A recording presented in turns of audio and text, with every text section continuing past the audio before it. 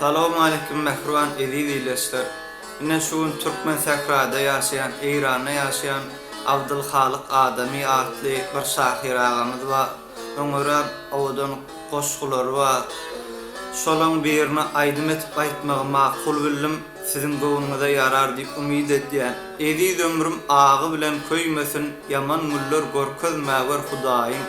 Bennelerin maňa yaman diýmesin, yaman müller gorkezmäwer Hudaýym diýen ören goşgular şon aýdym etip aýtmagy makul bildim. Sizin hem gowunuňyzda turar diýip umyd edýän.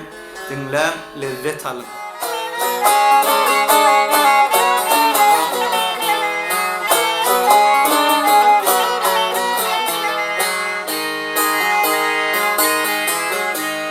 Eziz ömrüm ağı bilen köýbesin.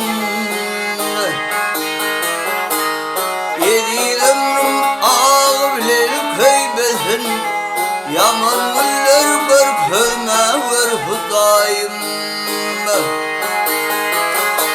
Bennelerim maňa yaman diýbesin. Yaman güller görkezmäwer Hudaýym. Kadir Allah'ım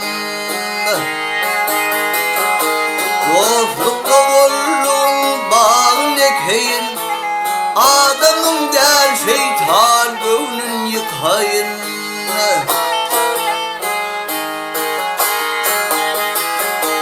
Yalçının karşına dile çekeyin Yaman güller görkezmäwer Hudaýym Kadir Mevlamım